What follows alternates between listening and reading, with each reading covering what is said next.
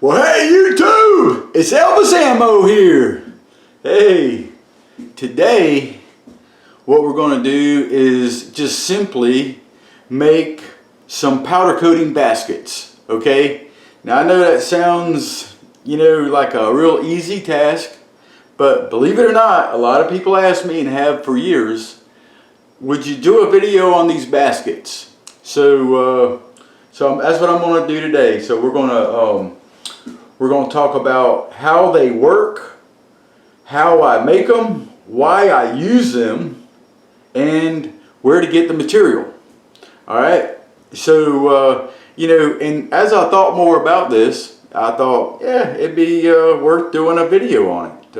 So what I done is I just powder coated the last of the little bit of bullets that I just had in my series of sticky powder coats. And I wanted to show you, there's a lot of guys out there that use all kind of different things, and they may not even, if you're using a basket like this, you might not use them the same way I'm using them. So that's why I wanted you to see this. Alright, so what I done is I just pulled these out of the oven a little while ago, and they're cooled to just barely warmer than the ambient temperature, the outside temperature. So took them out of the oven and just let them cool, and what I do is I'll set them on a box like this right here so it can cool underneath. And as you can see, I always pile up my bullets because they seem to work the best that way. And you can see they're stuck together and stuck to the mesh. The wire mesh loads of bacon. So we got the wire mesh, got the bullet stuck to it. So this is my preferred method for coating just about any bullet, okay? So what I do is I just simply stand them up like this, and I take the back of a screwdriver, and I usually like putting them in a box like this, and a lot of you guys have seen me do this before. Tap them right out of there just like that. A couple of little taps, and then what I do, and you can see how they're stuck together like this, like that, and I drop them and they just break apart.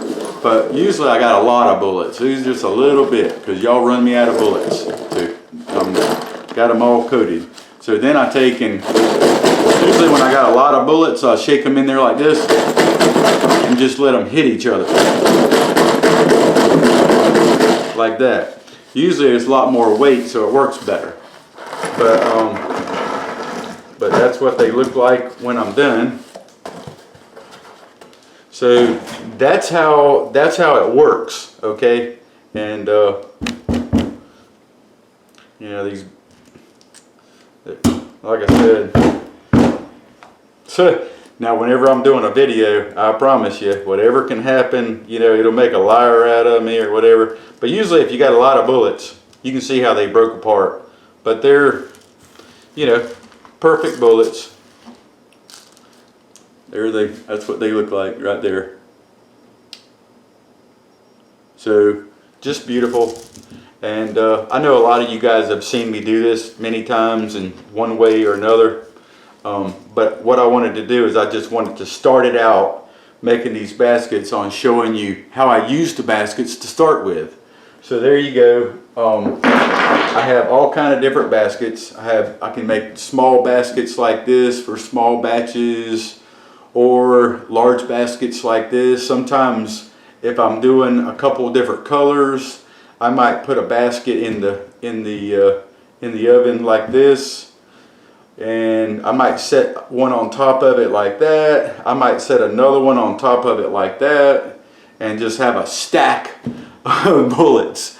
So that's one of the beauties of making your own baskets. You can make your own size, and you can make as many baskets as you want for cheap, because now this is the end of a roll, a big roll that I've had for years, and I've done other things with it, including I've made media separators out of it, and I may do a video on that as well.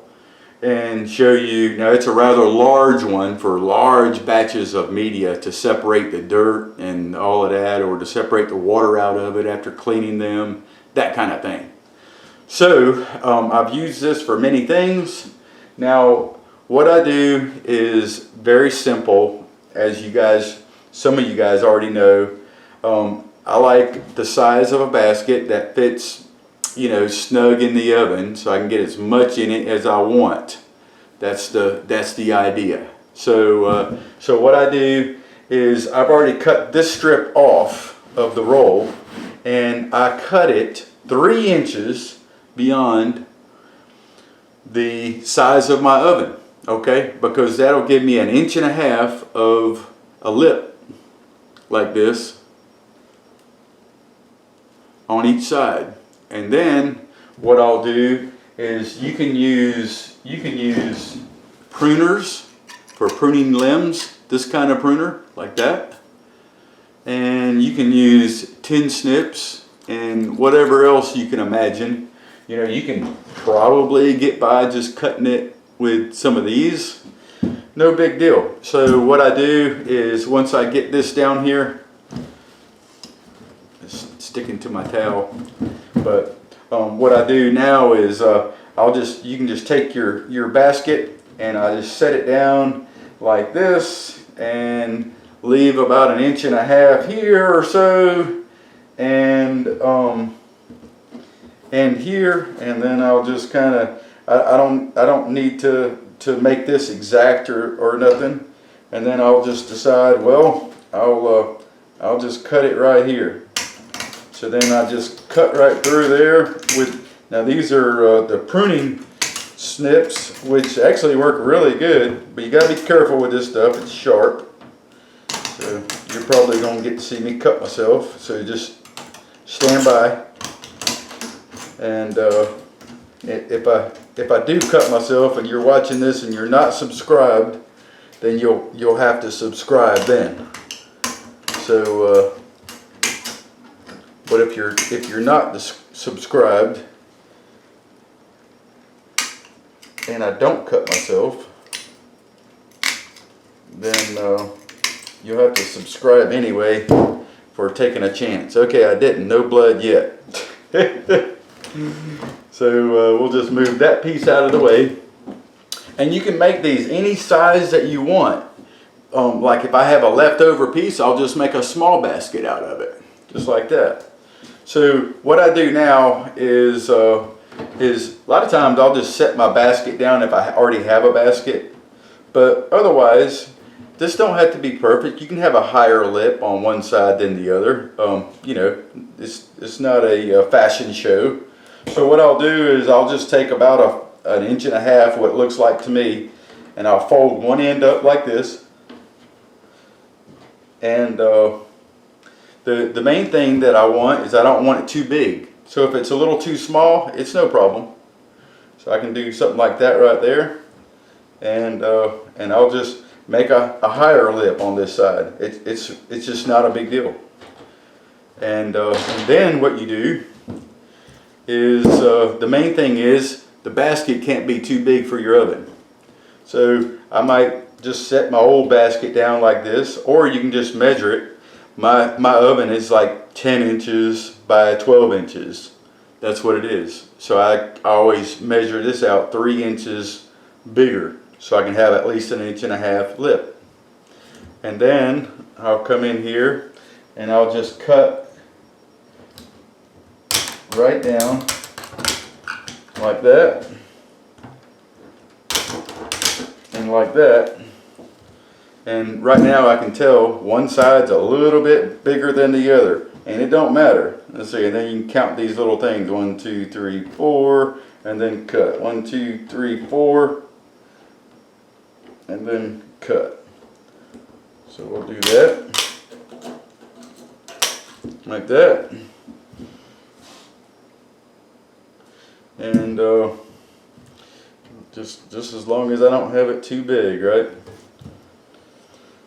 So over here it's 5, and then cut. 1, 2, 3, 4, 5, and then cut. That's good. You can't don't mess this up. And then what you do is you take and you fold these in sharp like that, and then you just lift this end up just like that. Give it a good fold. You fold this end in sharp like this. It's hard to see this mesh, I realize that. You just fold it in so it don't bump the sides here, and then you lift it up. And then what you do is you want to tie these corners. And what I do is, you know, a lot of times when you buy this roll of mesh, you can, it'll come with a big long strand of it that's tying it all together, keeping it from unraveling on you. And I'll use that, but I'm out of that part. So now I'm just using, you can use coat hanger. I'm just using some old copper wire that I had, okay? You can cut a piece. I have this piece right here that strands. So I'm just gonna pull 4 strands off like that.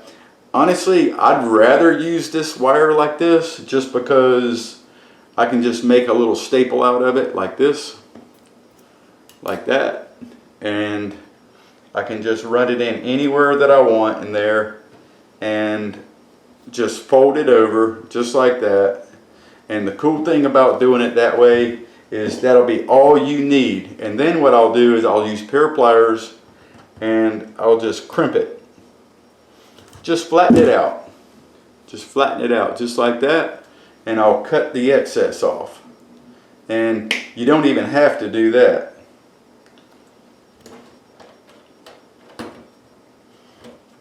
Like that piece was a pain. I would have probably just left it if I wasn't doing a video. So you just, again, you make a staple out of it just like that, and then you run it through the corner, and I always like to use a longer piece than I need just so that I can handle it that way. And then I'll just crimp it down with pliers. I'll just stand it up straight where I can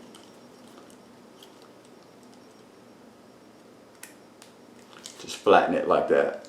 And when I do that, man, it really makes a real nice sturdy basket where these corners are not going to come apart on you. And that's all there is to it. You do all 4 corners like that, and you know, I've got all of these different kinds of baskets. I've got this one that I've used for years and years, and another one there. That one, the edges are not high enough for me, so I wish I'd have made it a little bit higher. So the Steel Mesh Mafia strikes again, brother. I'll see you guys in the next video.